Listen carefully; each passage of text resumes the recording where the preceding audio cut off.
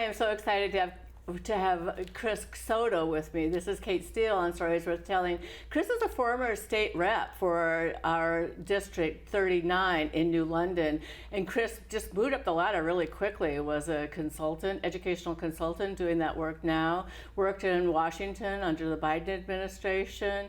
Married his wife, who worked under the Obama administration, and her name is Blanche. Yeah. So welcome, Chris. So grateful that you're here. Yes, so glad that you Kate. could make it in. Thank and you. You don't even live in the Connecticut anymore, but you find a way to make it up here. So yeah. Well, my parents are still in New London, and thankfully the work now has me back in Connecticut. Okay. So trying to convince my wife that to make it back up here to New London. Periodically, right? Or to move, so maybe.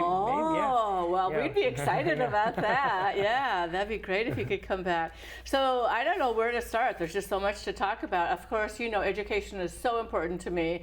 I am a third-generation educator, worked my entire life in the schools, teaching kids with special needs, basically. I'm a speech pathologist by training, so I always wanted to mitigate whatever the differences were, helping kids to maximize potential as much as possible. So have spent a lot of time in the classroom trying to advocate for them, and I know you do that too. So tell me about that work. Yeah, well, it started when I transitioned from the military. So I made it up to New London, and the reason why I have such a big place in my heart for New London is because I did my undergrad studies here at the Coast Guard Academy. The Coast Guard Academy. Right, well, thank you for your service. That's amazing. Yeah. So when I transitioned out of the Coast Guard, I just ask myself the question, what do I want to be when I grow up? And I thought about young people like me who were growing up, and I realized that I had privilege. Like I had an uncle who said, "You're going to the Coast Guard Academy," right? And I realized how much that changed my life in a positive way, and the experience that the academy gave me. And so I really got drawn to the college access world. And the college access world is basically helping first generation or low income students get to college because maybe their parents didn't go to college. Sorry, are you first generation? No, I wasn't. No. Okay. And so, but I recognized that privilege that I had from the uncle. Yes, of course. And so I wanted to figure out how I could make that a career, and I realized that there was a field doing this, right? So when I finished grad school and I was looking at where I wanted to settle, I said New London would be a great place. Nice. And I realized Connecticut, they hadn't really develop their college access landscape in the ways that other states had. So I said, well, let me go back to New London, see if there's a need here. And then that's how we started Higher Edge. So let's talk about Higher Edge in a second, but why do you think that's so important? Like why? Because in East Lyme schools, we talk a lot about pathways, the Pathways program, because there's a shortage of people who can do some of the work in the service industry. And then because East Lyme typically was always about college degree, college prep, that sort of thing. So talk about that for a second. I think something that happens is people say not everybody's going to college. Right. And we know that. And typically the people that say that, they typically have a college degree, right?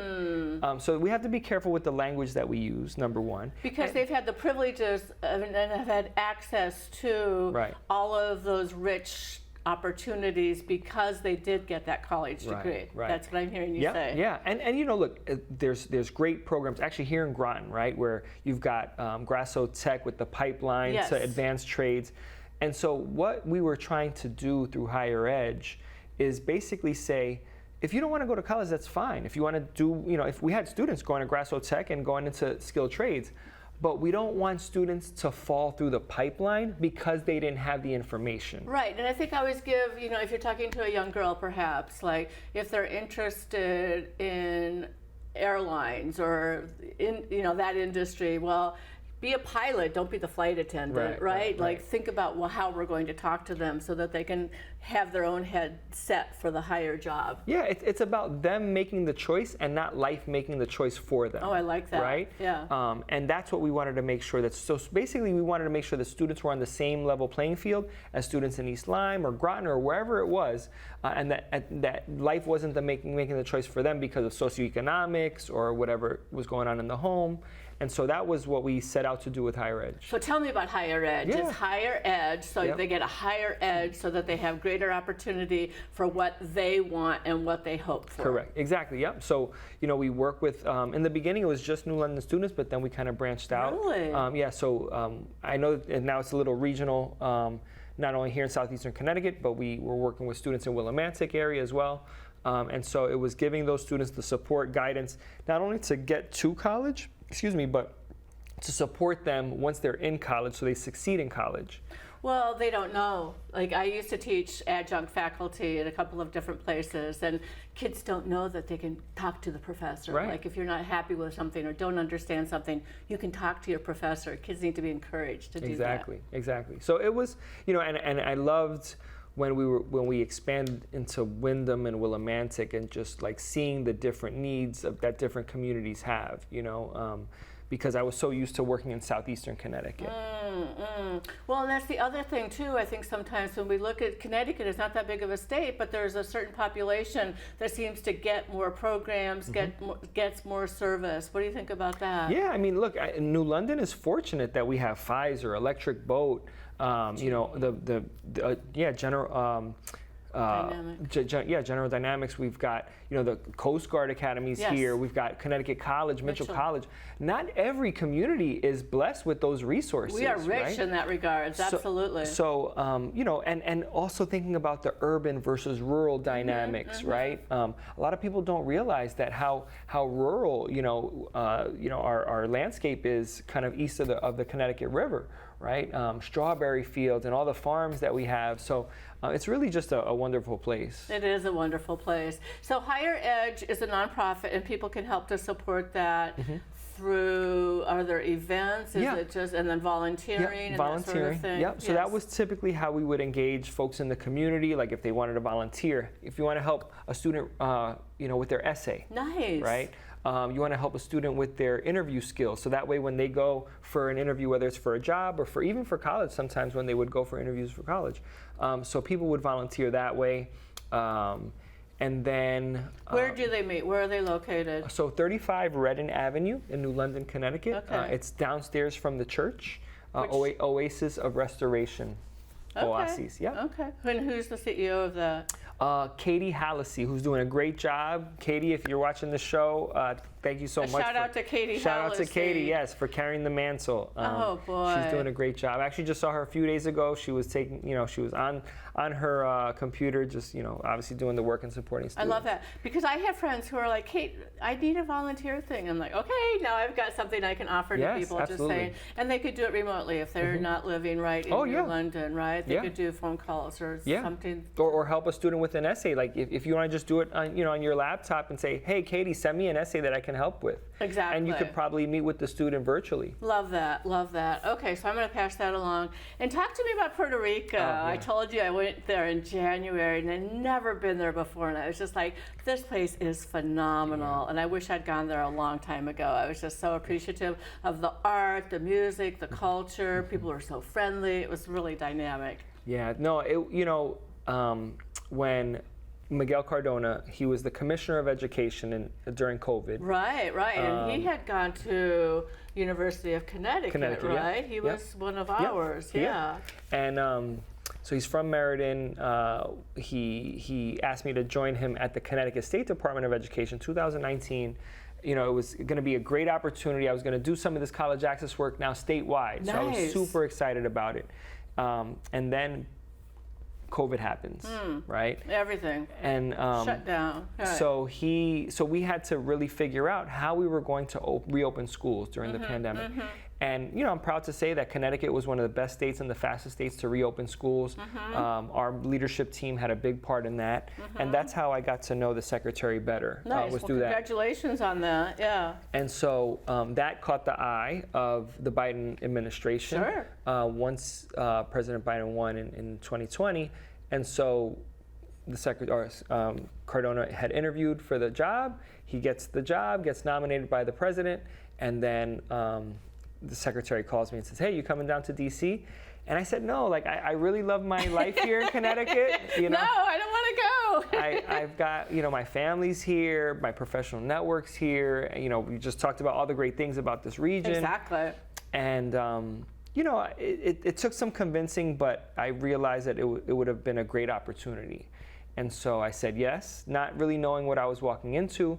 And he talked to me, he planted a little seed. He said, look, there's a lot of stuff happening in Puerto Rico, and I want you to help figure it out and figure out what we're going to do. Okay, tell me what you Yeah. figured out now. Well, different from most other states, Puerto Rico is a unitary system. Right. So here in Connecticut, right, we have New London Public Schools, Groton Public Schools.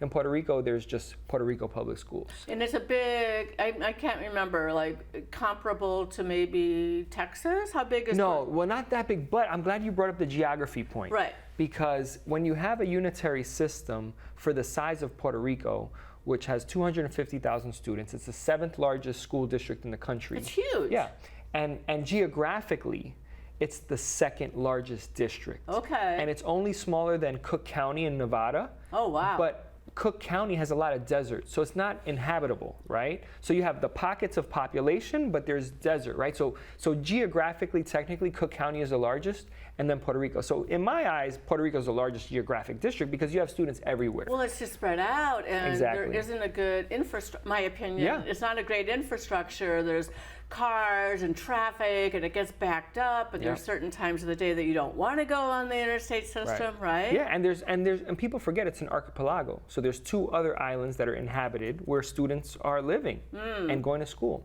So that also creates its own challenges.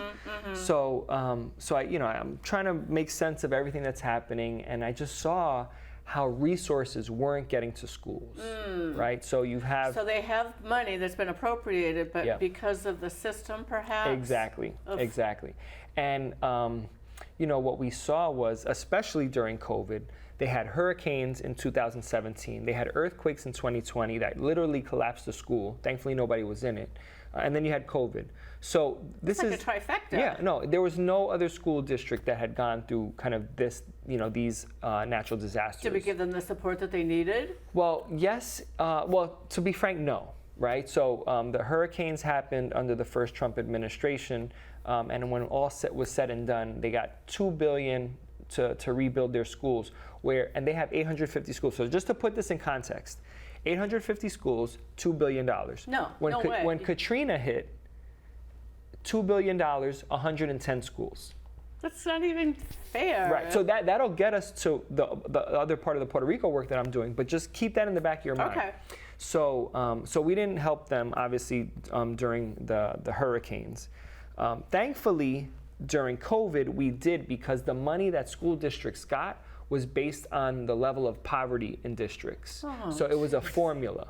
Right. So Puerto Rico got a lot of money because they have a lot of students in high poverty. So within that respect, through the American Rescue Plan, they got over $3 billion, right? But what we saw was that these resources, you can have all the money in the world. I talked to so many teachers, went to so many schools. It wasn't trickling down. They weren't getting the You notebooks could and tell them $3 billion or $3. They're not. It didn't mean anything to them. They weren't getting anything. They're painting their own classrooms. They're bringing their own toilet paper to class. They're bringing their own supplies to class. They're teaching in leaky roof, in classrooms with leaky roofs. So we had to figure out, how do we make sure that these resources get to Exactly, and that's what you want. So it took us about 2 years just to convince their governor that this was the right thing to do. We made headway. We talked about decentralizing that unitary system. It had only been done once, and not even exactly similar. It was in DC in 2007. And then the governor lost his re-election. Oh, gee. And we worked with the new governor to try to transition the work. And she said, no, I'm not continuing any of this work. She didn't care. No. So here we are. The first school year is done in Puerto Rico under her leadership. Not many changes that we've seen for the positive. Thankfully, they've kept some things that were just common sense, improvements. But unfortunately, we're still seeing the same challenges. And so that was an eye-opening experience, just being down there, just like really working with communities, schools. I mean, the educators. We were talking before the show started about, why don't we go get teachers from Puerto Rico, because we have, huge bilingual needs in our schools in Connecticut, and I was part of that problem too. And but we realized that there's so many teachers who are leaving Puerto Rico because the teacher pay was so low. Right. And that was actually one of the things we're most proud of, and I'm most proud of, is that we helped negotiate the first teacher pay raise in 12 years. Nice. 30 first pay raise in 12 years. Yeah. Cost of living goes up 3 to 5% every year, right? And we think that our electricity rates in Connecticut are high, which they are. Yeah. Puerto Rico's even higher. Wow. So, it was just, again, an eye-opening experience. So the teachers are getting drafted, and there was Right. actually a woman who I met, and I can't remember where she was from, maybe Kansas or something, and she was actually down there on a mission to try to snatch up teachers and Yeah. take them back home. But I love the idea of having teachers go down Exactly. there and experiencing the culture and appreciating that so much, because Absolutely. then you get so much more richness and appreciation for the families and their heritage and the culture. Yeah, it's that would be the way to do it, because you get this kind of exchange Right. going, right? Right. And then you get to also appreciate what your students are coming from. Exactly. Right? Because we have so many students that emigrate from all different types of places. I mean, you can't send teachers everywhere. No. But you can send them, I'll tell you. It's part of our country. Right. And the ironic thing is that Puerto Rico is probably closer to the Dominican Republic or Ecuador, another Latin American country, than it is to Oregon, right? Right, exactly. Even though it's a U.S. territory. Exactly. So giving teachers that opportunity to see, where their students are coming from and the strengths that they bring to the classroom would be amazing. I love that idea. So I want to talk about two more things before we switch off of Puerto Rico. One is special ed in Puerto Rico, because it seems like maybe they don't provide the quality or the level of services, and maybe that's just true across the board as far as... Yeah, so big challenges in Puerto Rico regarding special education. Typically, a school district, we could pick one in Connecticut, and they're probably maybe 15% of students have an IEP. Right. In Puerto Rico, it's 37%. Oh my goodness. And that's not because there's nothing different in the water, right? I know that. But what's happening is, families are not getting the support that maybe their kids need in a classroom. So they're saying, no, my child has a learning disability. And now they know they're going to get extra supports. So they want those supports. They're asking for those They're asking for just basic supports, or they might be able to get medical support that's needed that wouldn't normally be covered, but now that their student has an IEP, they're able to get it. Oh, there you go. Okay. And I also heard, the other thing is that I heard that there's a movement for homeschooling. Oh, yeah. And go ahead. Yeah, it's like other states where there's a legislature there and they pass their own laws. You can get into that in a minute, but what we're seeing with homeschooling is that, and whether it's homeschooling, whether it's families that are moving to the mainland, they just want a better opportunity for their kids, they do. Right? Of course they do. And they're not getting something from the current system. Exactly. Right? So it's not as prevalent as we're seeing in other states, but nonetheless, it is something that's growing. So that was a great experience. But what it did was the last 6 months really motivated me to continue the Puerto Rico advocacy. Obviously, the election didn't go the way that we wanted, and so I started thinking about how I was going to continue doing this Puerto Rico advocacy work. So important. Yeah. And I wanted it to go beyond just education, because I saw that the Puerto Rico status issue touches every issue on the island. What does that mean? And the status issue is basically whether they become a state, whether they stay a territory, or whether they become independent. And so, what do you think is their best outcome? my personal preference is independence, but I don't live there, and I ultimately want the Puerto Rico people to decide what they want. So they would need to maintain their love of their language, their Right. culture, their traditions. Exactly. So what I've been doing most recently is working on Capitol Hill, talking to members of Congress about Puerto Rico's independence, about why it's viable. Everybody thinks that it's not economically viable. And so it's been great. It's really opened a lot of people's eyes on Capitol Hill. There has been a long push for Puerto Rico to become a state. And I just don't think that that's viable. I think in the political environment, number one, I don't think Puerto Ricans want to lose their language or their culture, which we've seen in other places like Hawaii. And there is an economic path for them to be independent. We've seen other countries in the 20th century become independent, and they're thriving.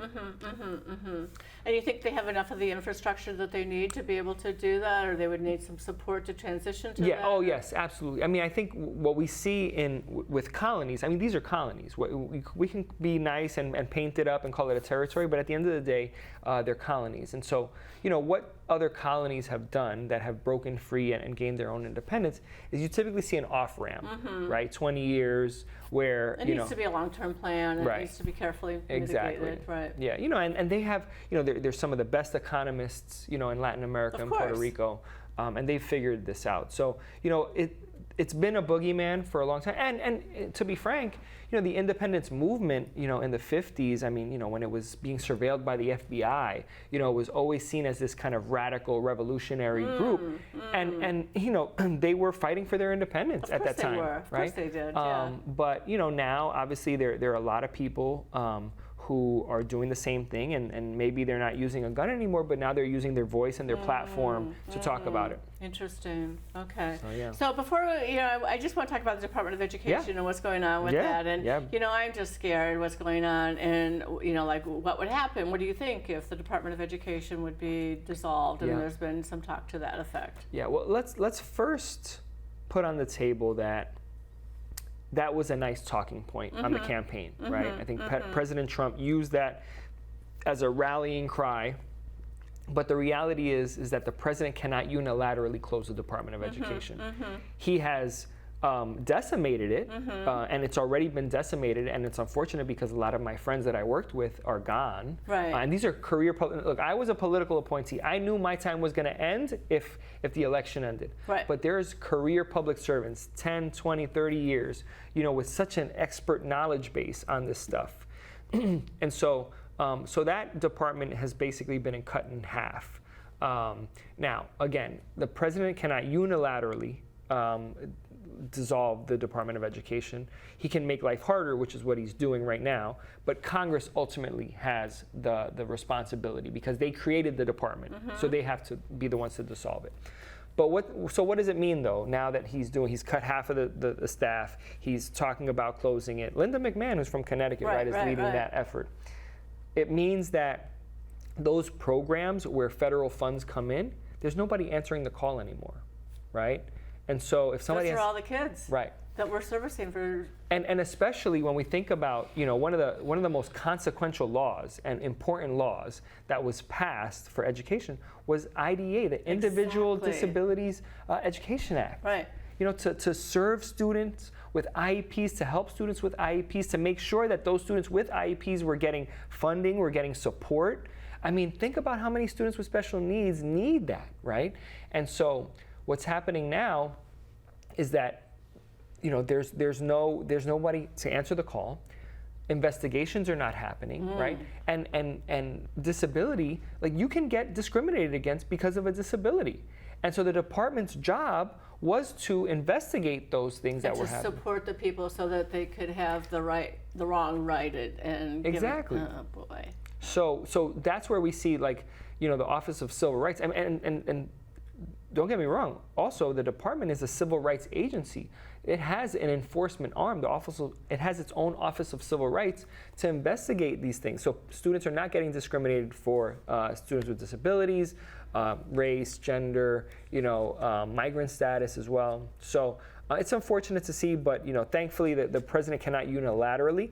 But what he's doing is he's actually holding education funds. We just saw an announcement yesterday where the department is not giving out funds. These are for after-school programs. I can tell you almost every district in Connecticut benefits from the after-school programming funds, and the administration just decided they're not going to release those funds. So that's unfortunate. And that's what it looks like he's going to keep doing, is just kind of holding on to these funds. Well, I was in a good mood before we started this conversation, so now I'm just this is not good news. So, what do we do, Chris? What do we do? Yeah, no, I mean, look, I always get re-energized when I come back to Connecticut. Okay. And I see what's happening at the state level. Actually, let me back up a second. One of the most rewarding things that I felt in those 4 years working in DC was traveling around the country and seeing how good we're doing in Connecticut. Don't get me wrong, there are a lot of things that we need to improve upon. Students need help in Connecticut, especially our neediest students. Of course. But when I looked at other places, it gave me a bunch of pride to see the good things that we've done in Connecticut. Okay, so relatively speaking, Connecticut's doing a good job, Yes, and we can be yes. proud of our Absolutely. schools, our teachers, the outcomes, everything that's happening. You know, the one example I like to use is when, you know, they picked Tim Walz out of Minnesota to be the vice president nominee, and you know, they were touting that he did this in Minnesota, he did that.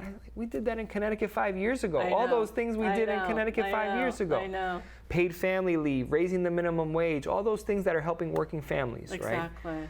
So, it gave me a lot of hope and pride when I saw how well we were doing here. Well, to your point too, like I've traveled across the whole country and I've been at a lot of different schools and I've seen a lot of different systems, and there is a real discrepancy between quality of services and quality of teachers and quality of the administration for that point. So it just is really almost school specific, school district specific and town specific. Yeah. So, yeah. And that's, you know, that's where I think there's room to grow. Because we have 169 municipalities in Connecticut. Everybody has their own budget. You know, this district is taking from this district teachers because they pay more, they pay less. So, you know, I mean, hopefully in the future we're going to get to a place where we can do things to incentivize more of that regional work. I know that, you know, that's an ugly word, right? Regionalization. I actually believe in it, quite frankly. So I just really think it's important. I moved here from Lincoln, Nebraska. And Lincoln, when we moved from there, I think the population was 350,000. And there are about 50 elementary schools. So that would be almost like the state of Connecticut with all the town, the size of it, or at least like the southeastern section of it. But so then that was just like one town. That was one district, you know. So that's just the discrepancy. And regionalization was something that we had just done, and you had so much more for what you were getting. The resources were phenomenal. And we have good examples of it here, like Learn, for instance. You know, I'm sure you're familiar. Well, all of the rest. Yeah, all the rests are great, right? And so, you know, love the work that Kate Erickson's doing She's at doing Learn. An amazing job. So shout out to Kate. But, you know, so, you know, going back to, you know, where can we be hopeful? And again, I think, you know, we're passing good laws in the state of Connecticut, and we got to make sure that we continue that to be the example for the country. You know, it's not far-fetched to think that we're an example, you know, for other states. You know, I remember, you know, the laws that we passed in 2017 when I was in the legislature. And these are things, you know, people would call us, hey, what did you do? How did you do this in Connecticut? Our public financing, you know, laws is held up as a standard, you know, so that way there's no corruption, you know, in elections in terms of election financing. So I think obviously there's a lot more work to do, but proud to be from Connecticut and the work we've done. Well, thank you, and thank you for all the work that you've done. And what do you think about COVID learning loss during COVID? Are you hearing a lot about that? What are people saying? Are you? Yeah. I mean, that's one of the main areas that we put resources into from at the Federal Department of Education. I mean, the American Rescue Plan essentially was the down payment to do that, and we elevated and amplified those districts that were investing in learning loss and were making real gains. You know, there were big cities, small towns. You know, but unfortunately, it goes back to what you were saying. There's pockets of excellence here, pockets of excellence there, and there wasn't really a cohesion of it, right? So of course, we're going to highlight the ones that were doing it well, but the American Rescue Plan was part of that down payment. And then the goal was to get states to really see that investment and keep it going. And we've seen that here in Connecticut. I mean, there are certain things that were funded through, you know, COVID, and now the legislature and the governor have continued funding them because they see how important it is. You know, one that I remember specifically, oh man, I forgot the name of it. But basically, it's a program to address chronic absenteeism. Oh, of course, right? And that's such a problem. You can't teach an empty chair, right? Right. And so, you know, districts, we were incentivizing districts with money, and those districts would use bodies to knock on doors of students and families, and because you just don't know what's going on in the home. You know, and we can sit here for another hour talking about the things that are impacting students at home. But that was one program that's a clear example of how we saw a need during COVID. we saw how great it was and how helpful it was, and it's continuing on now. Lovely. I love that. And the other thing I think that we really need to focus on is parent education, helping parents understand that they are that child's first educator and their important role. Do you have any comments on that? Yeah, no, I mean, and again, this is where, seeing these federal funds go away, we were funding programs that fostered parental engagement, right? You can't assume that a parent knows everything. They don't. Right? Quite frankly, they don't. And so, and I say that meaning, not assume that a parent doesn't know it, but assume that a parent knows everything that's happening in the district, right? And how they're gonna, navigate this registration and navigate this thing and that thing. And look, parents have full-time jobs. They've got other responsibilities. They could be caretakers at home for a grandparent or an aunt and an uncle. They have a lot going on. Yeah. So, those programs and that funding is there to support families and parents that need a little help and a little guidance. It makes all the difference, I think. Yeah. Well, we're coming up on our half hour, Chris. This has been my an absolute goodness. delight. Half hour already? I know. What else would you like to share? What words of wisdom? If somebody wants to be in touch with you, or is there? Well, you can find me on LinkedIn, Chris Soto, ChrisSoto. I'm also on social media. You can find me there. I'm doing a lot of the advocacy work now for Puerto Rico. I just encourage folks to go to my social media and kind of learn a little bit more about that, because I think so many people don't know. We're one of the last industrialized countries that has a colony, and so we want to see self-determination for Puerto Rico, and just to everybody in Connecticut doing good work like you and everybody else. To the educators, absolutely. to the school boards, to the superintendents, to the teachers, to the families, to the students themselves. Absolutely. Having advocacy for their learning, understanding the importance of it, and knowing that they can achieve if they do move on and get higher education, higher edge. Yeah, there you go. I love that. Right. Chris, thank you so much for Kate. being my guest. So nice. Appreciate it. Thanks.